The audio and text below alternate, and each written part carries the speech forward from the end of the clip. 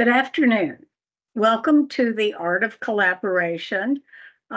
This is a presentation by the Arts Council of Hillsborough County. I'm Martine Collier, the Division Director. Eileen Blake of our staff is here today to help me with especially the questions and answers at the end of the presentation. Little bit of housekeeping. We will go through the presentation and hold questions until the end. Also, you will be getting a survey. We like to find out how we can make these presentations better going forward. So please look for that survey probably as early as tomorrow.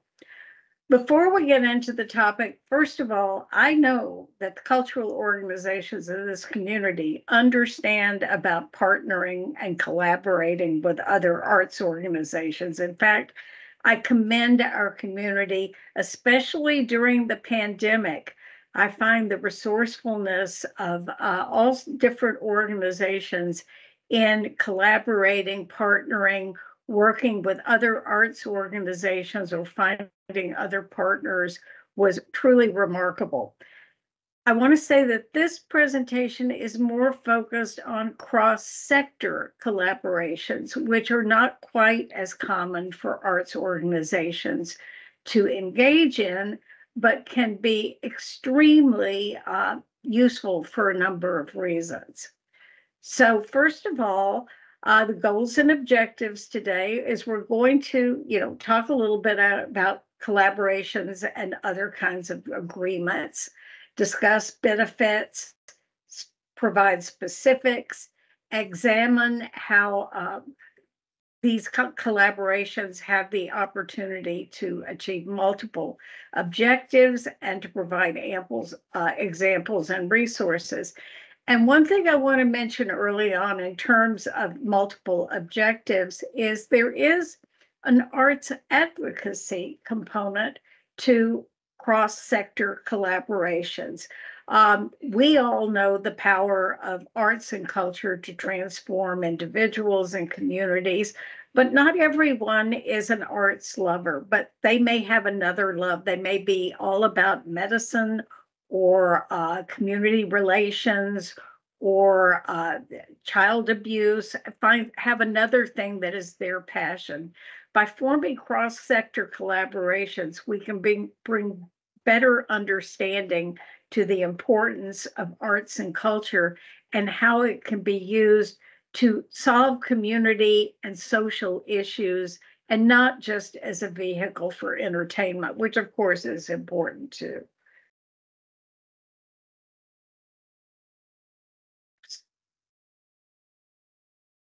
Hang on a second, it's there.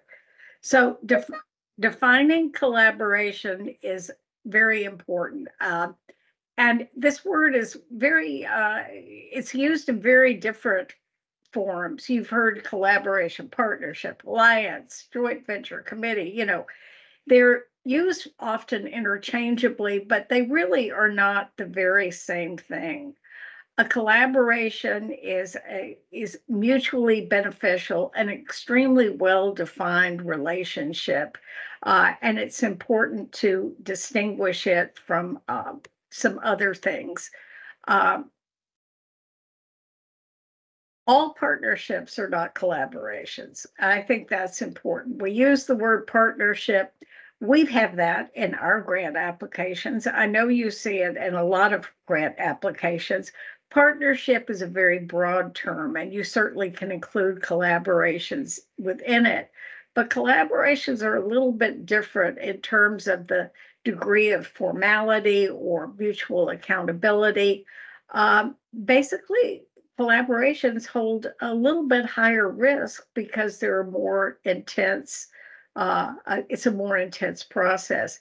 So all of these definitions are not fixed specifically, but there is a collaboration generally falls somewhat in the center. So we can see that here. So this is the whole continuum of ways you can partner, from the least intensive being forming a network to the most intensive being an actual merger of multiple organizations. What we're focusing on is really collaboration, and even a little bit above that, strategic alliance. I sometimes call that a strategic collaboration. Talking about mergers, I was very fortunate to be in a position in Dayton, Ohio, in the arts when that community decided to merge their Philharmonic, their ballet, and their opera, all of whom had been in existence for over 50 years, into one organization. It's the only community in the country that has ever successfully done that. It was a wonderful experience to be there and see that and see the advantages, not just the cost advantages, but the way it artistically benefited all the organizations. But something like that doesn't happen without a lot of outside sources. So this was sponsored by a foundation. They brought in a facilitator. It was a 2-year process. You really need a lot of resources and to think about doing something like that. We're not talking about that today. We're staying right around the collaboration and strategic alliance area to see what we can do. So the lower intensity is network, higher intensity, the highest is merger, and collaboration is somewhere right in between. And it is basically to keep the individual identities of the organizations and still be a fairly intense way of working. It is the sort of the sweet spot there. So let's talk a little bit about a network. It's unstructured. It's, each organization retains authority. So I'll give you an example. We now have a regional arts network that the Michelle from the Tampa Arts Alliance has put together.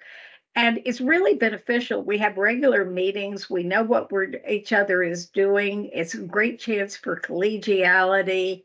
And but it's not a collaboration, and there's no strong mission or structure. It's just information sharing, but it's extremely important and helpful. So that's kind of a good example of a network. Committees, we all know committees. We have board committees. We have committees of different people representing different organizations, and we have and meetings, and committees can be important again as information sharing. A coalition is more structured, but still a little less formal. When I've done community cultural plans in the past, this has required a coalition of very different community ages, from artists to elected officials to the business community, to come together and to decide how this plan should come together for a cultural plan. But again, it's a little less structured than an actual collaboration. In a collaboration, we're taking separate organizations and we're not merging them, but we're trying to form a new structure that has a very strong commitment to a common mission. And we're also looking to secure resources, share results and rewards. It requires much more planning and communication than the partnerships that we discussed previously. A strategic alliance is still a little bit more, it's a little bit more intense. And the strategic alliance and the joint venture and the merger, these are all about the point where you need to bring an attorney in to start helping you, or certainly a facilitator. But I think a collaboration, or even saying a strategic collaboration, is really something that's still within the realm of very small, for the smaller arts organizations to do and to find some value in. So first of all, everybody needs to have the nomenclature straight. They need to know what a collaboration is. They need to have a very good understanding of what they're agreeing on in terms of terms. there just needs to be a mutuality of understanding starting the process. This will pay big dividends as the process continues. Oops. So again, partnership is a word that's just thrown around quite a bit, and especially by funders like the Arts Council. This kind of opens you up when a funder asks you about a partnership. You can any of those, anything from a committee to a strategic alliance to any of those can be considered a partnership. So this is basically where you're trying to work together. And I do commend, we ask for partnerships in our grant applications, and we get some wonderful responses. It's fabulous to find out how our cultural organizations are partnering with not just other arts organizations, but other community entities. So, but collaboration is the better term if the intent is really to be a mutually accountable process.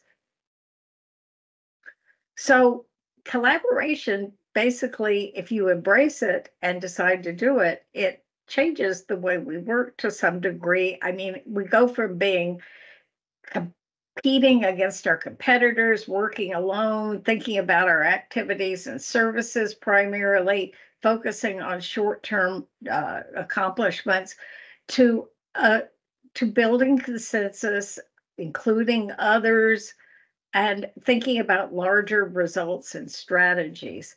I always say this goes for nonprofits, but especially for arts nonprofits.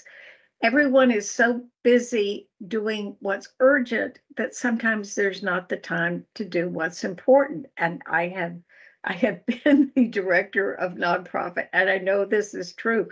You got to keep the lights on. You got to get the money in. You got to get the production mounted. You got to do this. But if you slow down, a collaboration can help you really get down to those, the basics, the results and strategies you want to see, not just for your own organization, but for your community and for the partner that you're collaborating with. So these are just a few reasons to collaborate. I mentioned the merger of the Philharmonic Opera and Ballet. That absolutely leveraged resources and cut costs and coordinated strategy, but all sorts of levels of collaboration can increase your organizational visibility. Again, that was kind of the arts advocacy piece we talked about. Aligning yourself with a different sector can help bring you members of that sector to regard what you do in a higher manner. And just basically build the overall capacity. Who doesn't want to build our capacity to deliver services? Okay, let's cut to the chase here. The reason most organizations collaborate. For a number of years, funders, private foundations, public funders have really pushed collaborations very, very strongly. And some federal, state, and local governments and funders require collaborations. So can organizations be forced to partner? No. And even if you did it for that reason, that would be a bad reason. When I worked for the Georgia Council for the Arts back in 2003 and 2004, and I managed a grant for the NEA, a Community Partners Grant. And if you legitimately partnered with another organization, you could get seed money for 1 year of planning and then a rather substantial grant the following year, which was a wonderful incentive. But unfortunately, most of the people that applied were really just trying to make a relationship look like a collaboration that was not. So a lot of, we had money we couldn't give away because people wouldn't work together. But the ones that did work together we had some of the most amazing projects that came out of that community partners grant. But I don't think anybody can be forced to partner. It's got to be something your organization and another organization really decide, we want to collaborate. We have the resources, we have the will, we are flexible, we want to work together. Not that it's going to all be easy sailing, especially the first time you do this, but it's you've got to be genuine before you get into it, or don't bother. Don't try to collaborate just to make a funder happy. If you do it successfully, it will make a funder happy, but that's not the reason you need to do it.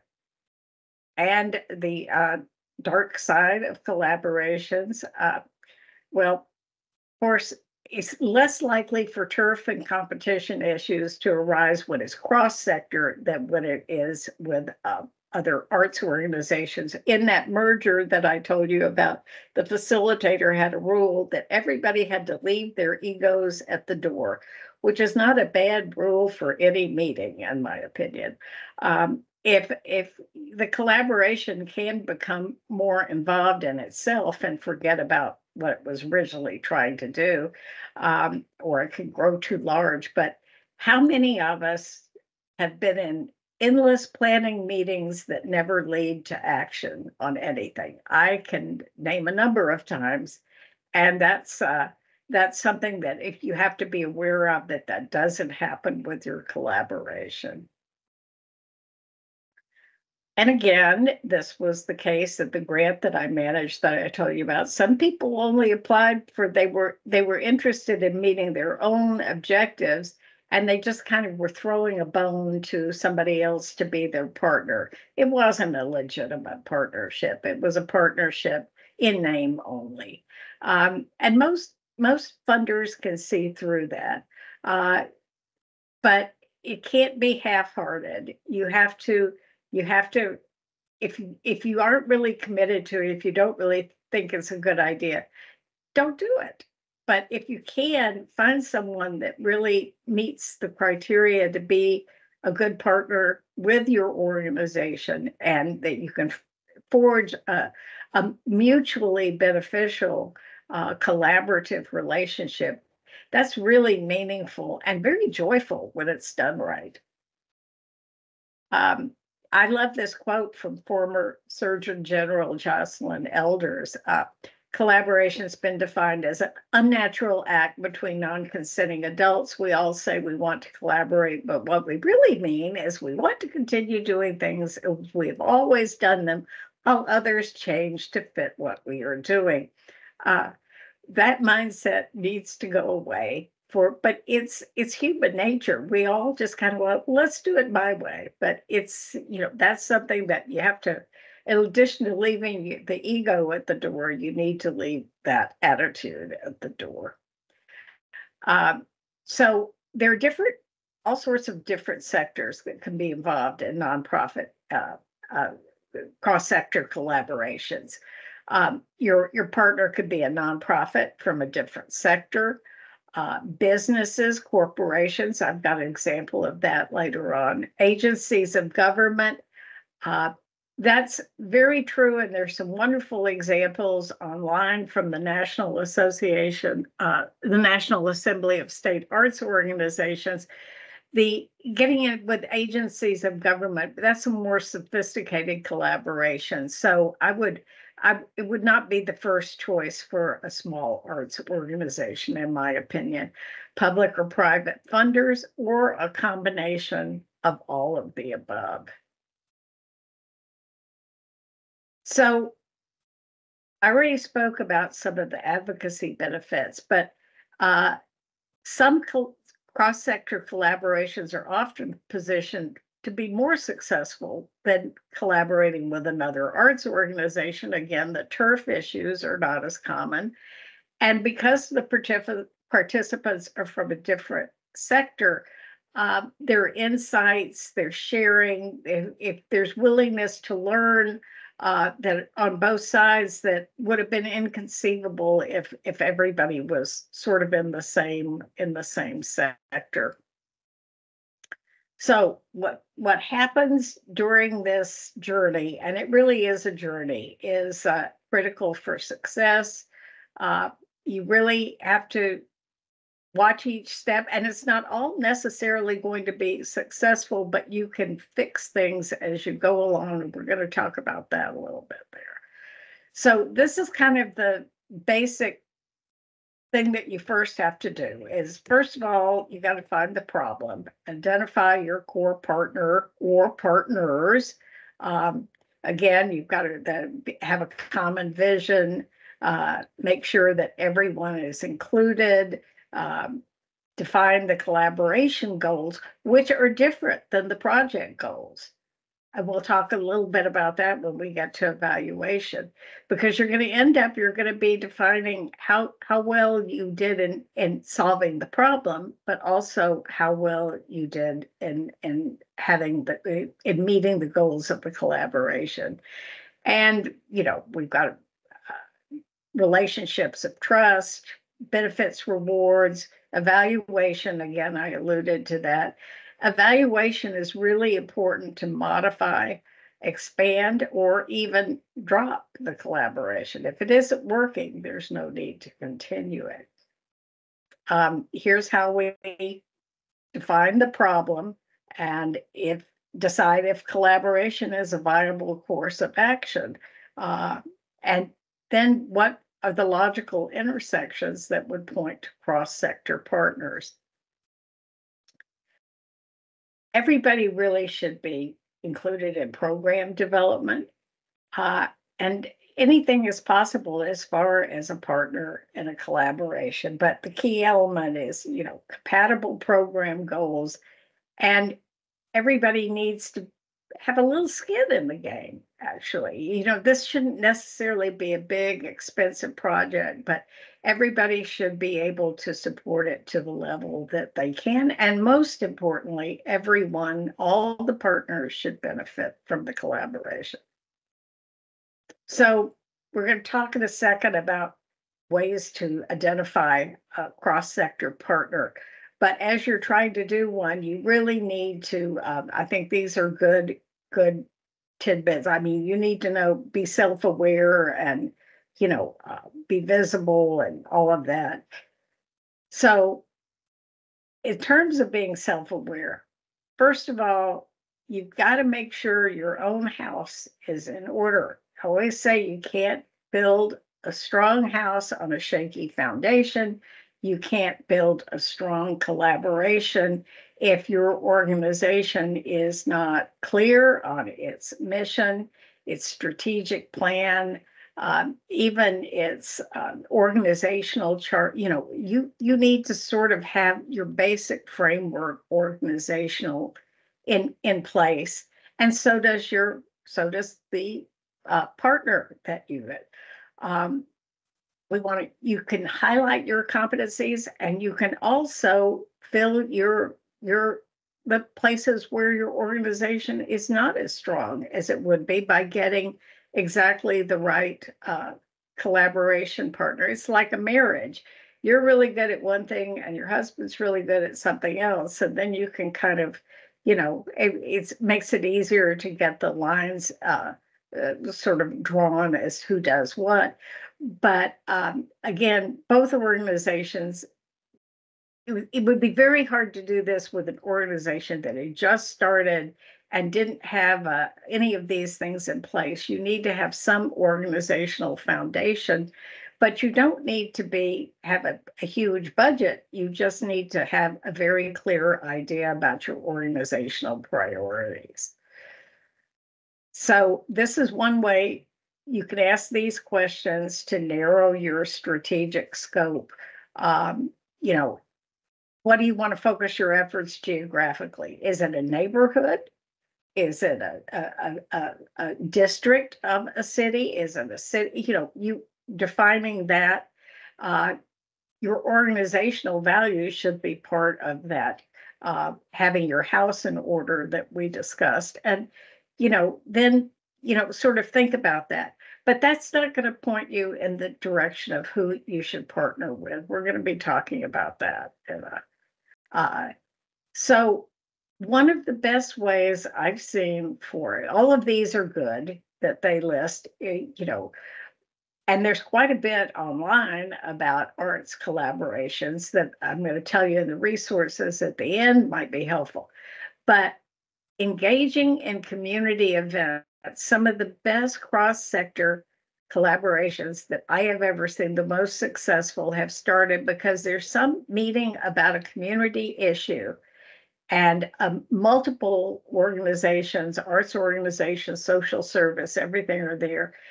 And after the meeting, something is said in the meeting, and the arts organization thinks, well, what they're talking about would be something we could help with that. And there's just a sort of like at the end of the meeting, there is a little conversation face to face. They said, well, why don't we, get together and talk about this?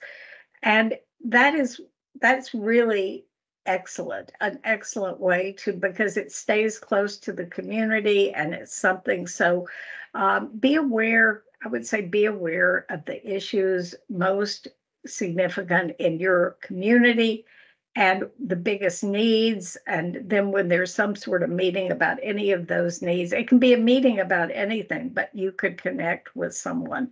Conferences can be good as well, but so often they are with other like-minded organizations. You have to find ways to get into conversations with organizations that are not specifically arts-oriented.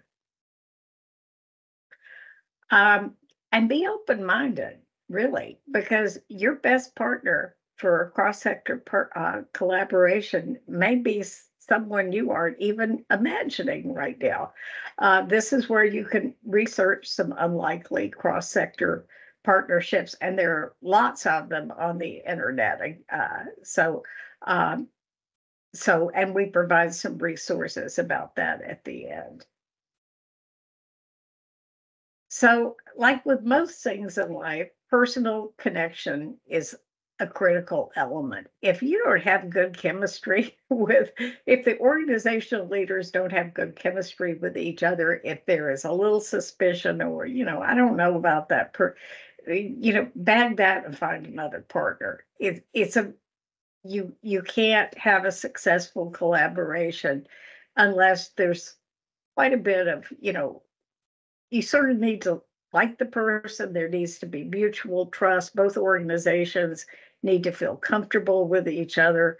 So, otherwise you're just trying to put a round hole in a square peg. So make sure, you don't want to put too much emphasis on personality. I'm not talking about, but there needs to be some shared values, some shared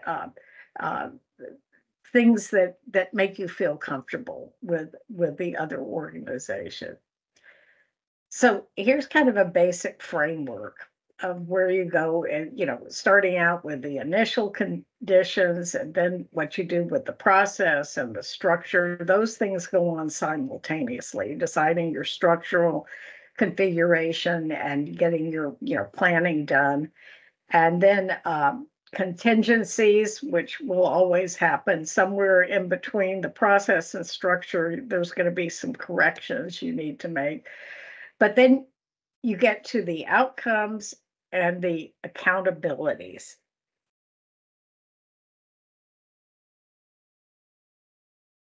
And I mentioned before, it's very important in evaluating a cross-sector collaboration, but you are doing two things simultaneously. How effective were you in achieving what your goal was, that you brought the collaboration forward? How did it work? How is it different? How did it work? But you're also evaluating the collaborative relationship, because you need to have a good idea about whether this is something to be continued.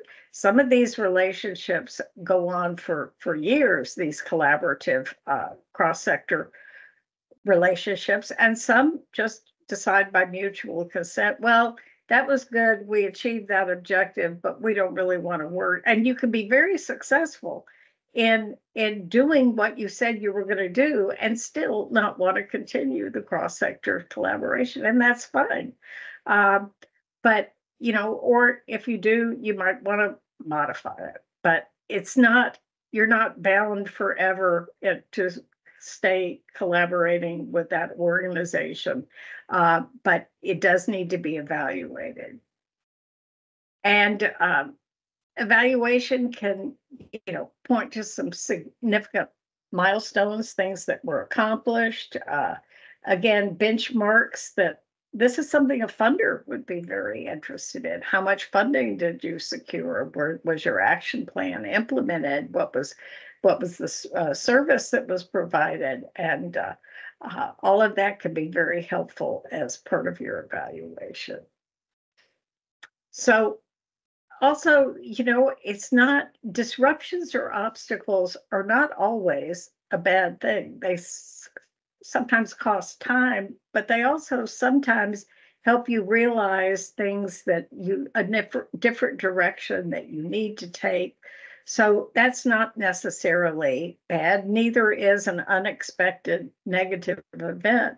As long as you find a way to work around it, it could be a very much a learning experience to help you through not just that particular cross-sector collaboration, but to give you tools that for the next time you want to do it, how you can do it better. And that just comes from your personal experience.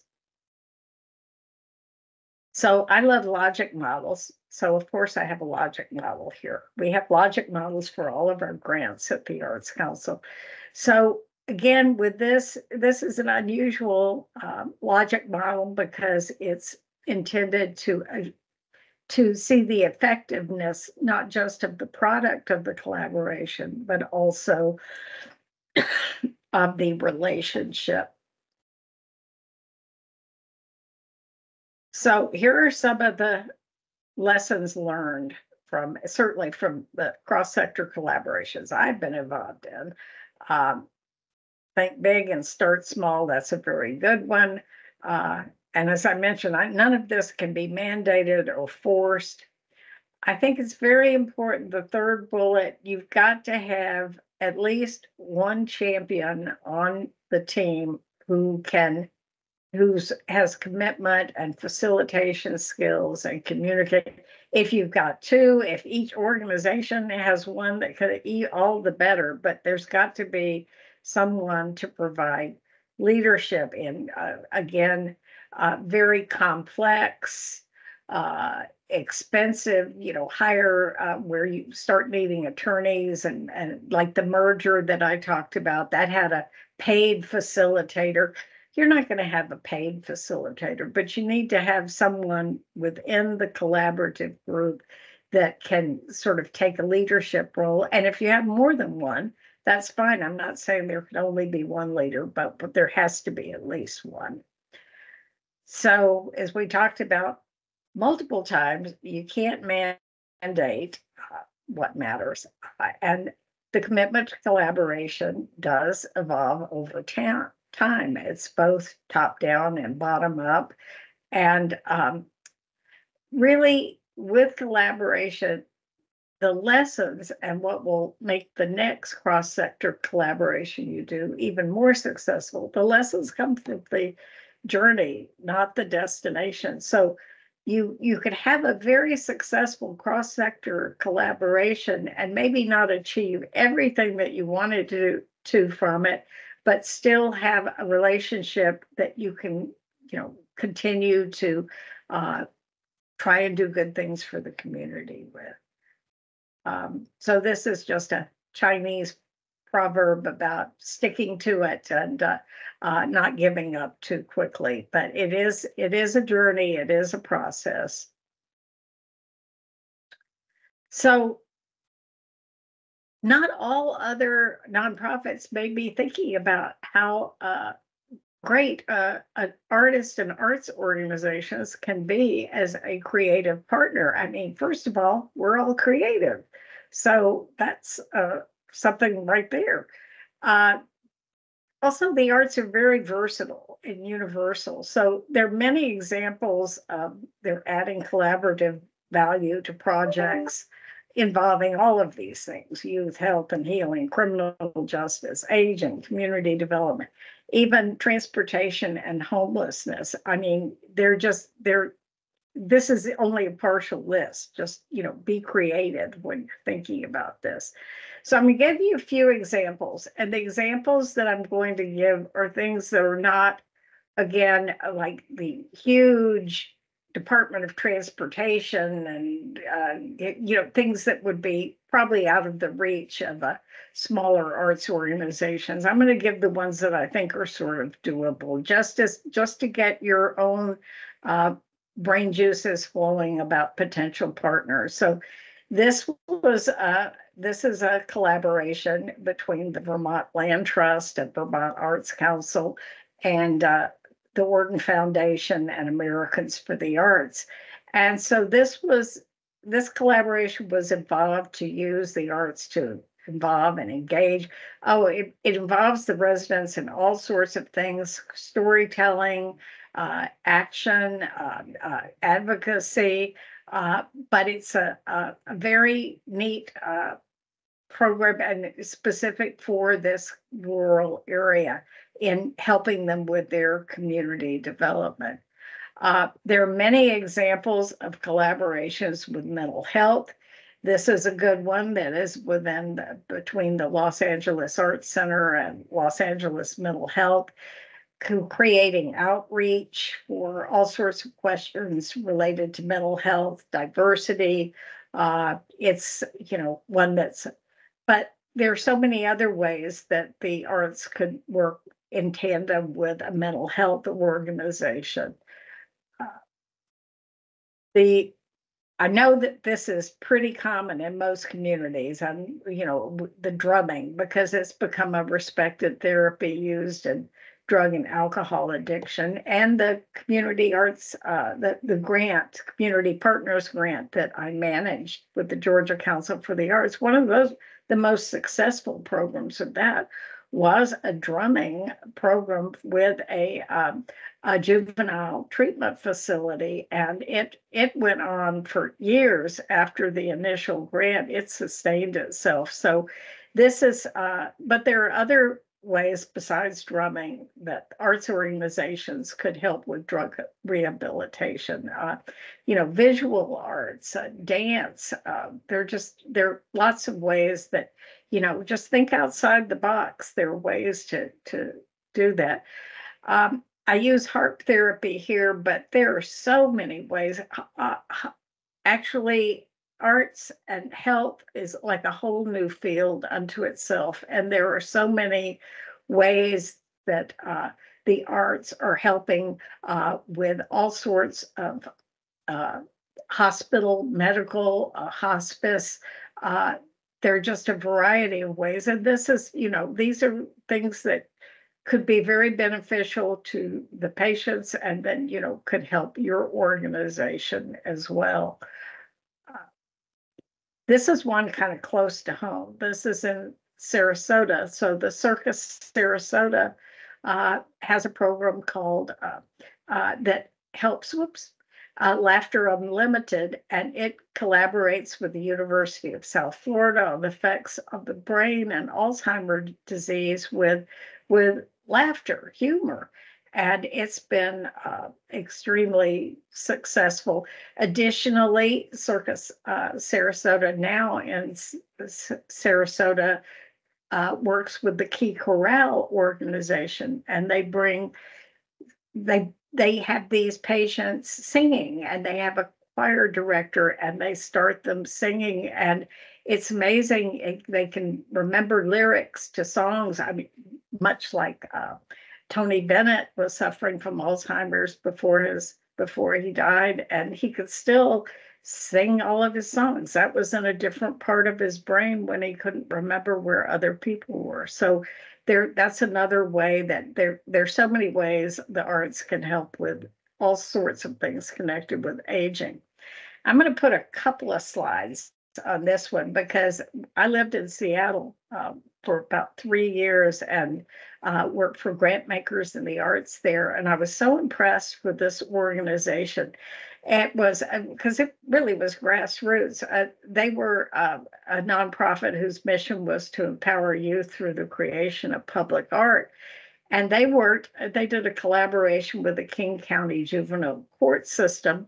And the ex-offenders that did the job training and painted the murals, their recidivism rate was, it really was very helpful, and they didn't go back into prison. But then they took it a step further. There's so many things this organization crossed over. First of all, they created 400 murals in Seattle.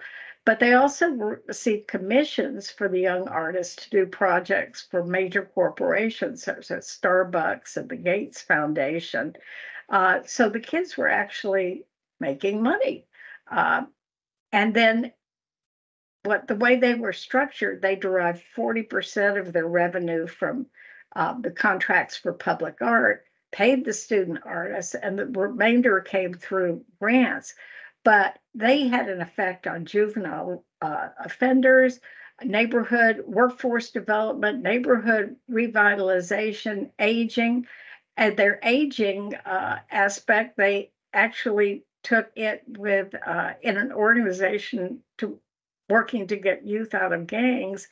And they ended up interviewing elderly people, seniors, and helping them paint the story of their lives. So it went from, they just kept doing the number of multiple things that they touched upon.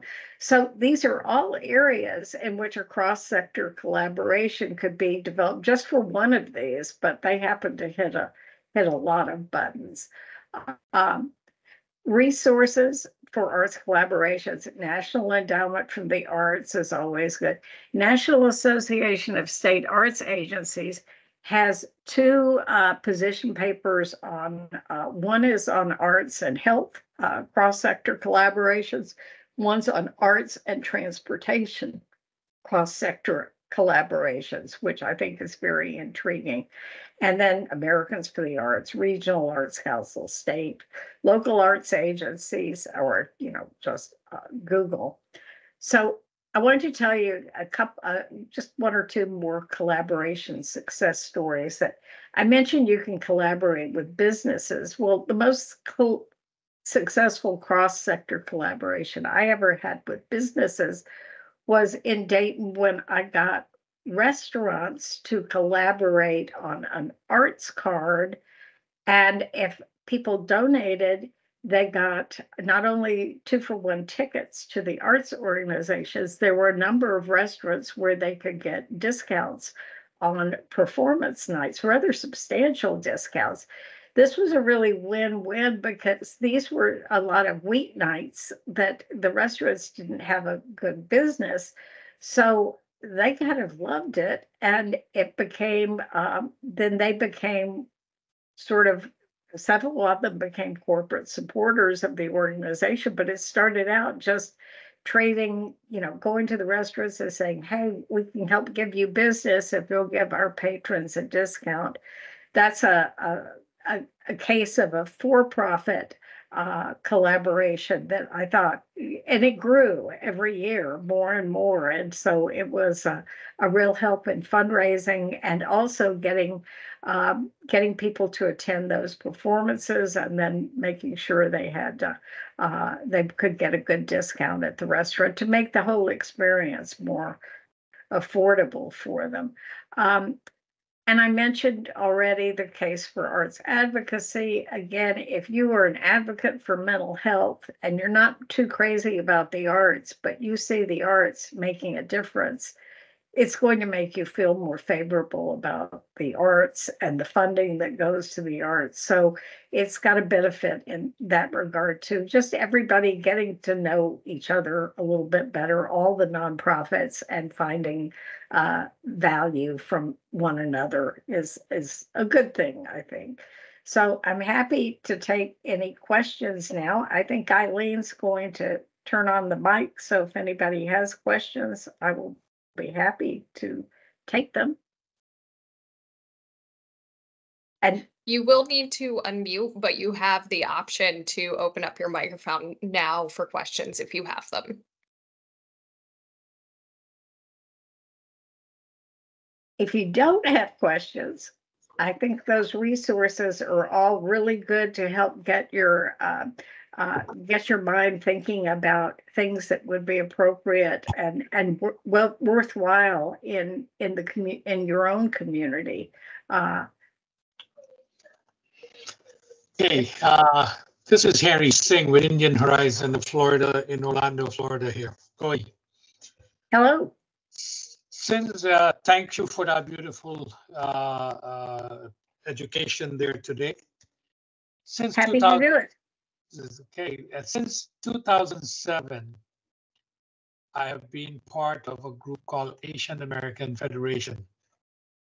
I promote Indian cultural arts, musical festival within the community for over 20 years. I came to Florida in 93, and from 95 we started doing something because nothing was happening within the Indian community.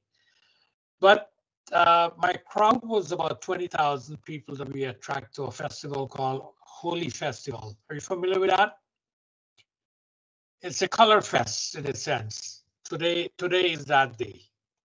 And I just canceled my event that was supposed to be this coming weekend because of death in the family. Back to the group that came and saw me with the crowd, they recruit me to be part of their group called Asian American Federation. We were 2 leaders from each organization from 35 countries. And we were involved in cultural arts and also civic duties. And, you know, within our group, we've seen a lot of help of a lot of things, education within the community, who should file for citizenship, how we register people to vote, all these things we did within that community and make a strong group until COVID came in and everybody break up. So I'm trying to form up a group with younger people and see how we can make something happen. Back to you. Now, I do stuff in Orange County, but I'm looking how to do stuff in Tampa, Hillsborough County, because I see a lot of opportunities. There's nothing much happening out there. Big problem we have is that you have wealthy people bringing talent from overseas or out of state to do a concert musical program, and they go and they take our money and go. But we don't have enough money to pay or grants to pay for training of our local talents and to pay our local talents to perform right here in building up the arts, the cultural arts. Okay, back to you now. Okay, well, you know, this doesn't seem exactly like a collaboration question, but I think, you know, you could certainly reach out to, there are a lot of cultural organizations in Hillsborough County, and I'm sure you could find some like-minded individuals, and maybe at some point that could result in some sort of cross-sector collaboration. Right now, I'm trying to bring the Holy Festival. City of Tampa telling me no, they don't want it there. Trying to find a park that we can have it. It's an outdoor event. People get a colored watercolor powder, sprinkle at each other while we're having a concert on stage. It also attracts a lot of people from out of state. New York, Toronto, they're cold, they're frozen with snow. And here we have 70, 80, sometimes 90 degrees at this time of the year. Well, thank you. It's lovely to learn more about your organization. Let's see if anybody else has any questions.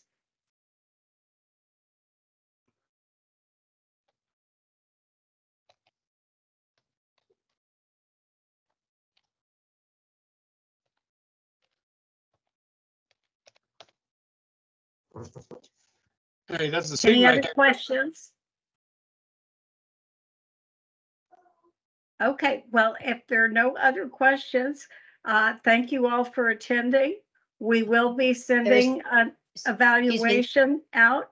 And if you would like to get back to send me an email offline, I'd be happy to discuss this with you further. Would that be okay? Martine, there's another question.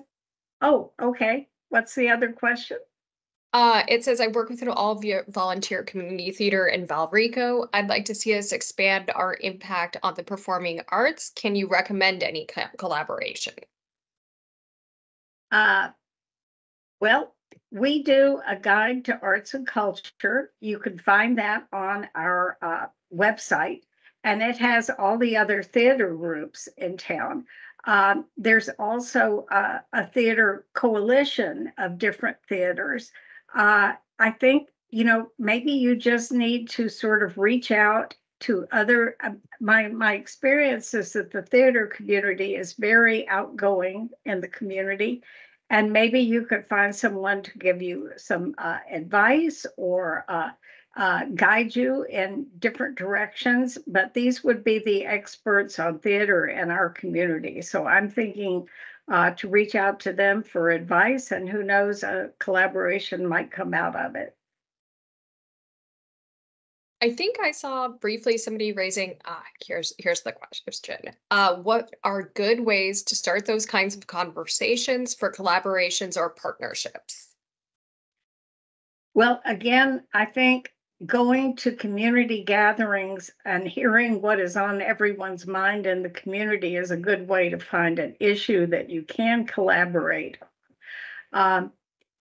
Basically, that gives you some context for talking to someone. If you're both in the same meeting and you see, oh, there is a need to do this in the community, then you exchange cards or you set up a time to have a cup of coffee and it just starts out very informal. What would you think about this? What would you think about that?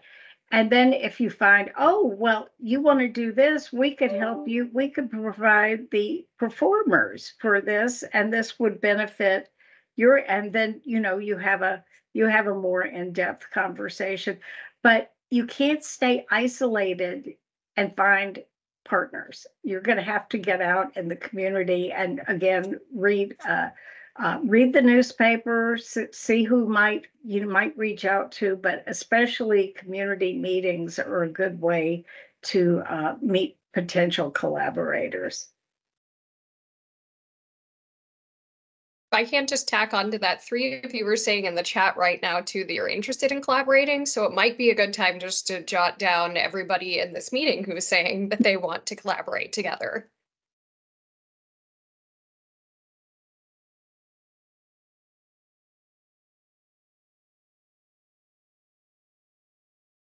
So, any other questions?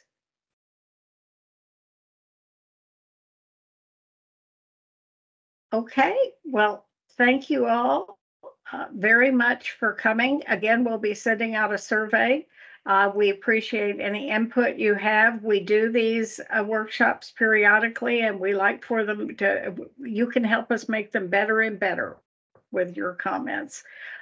Thank you so much for attending, and you can always call the Arts Council with any questions that you have, or send us a message through our website. We will respond, and we are here to assist. Thank you all for coming.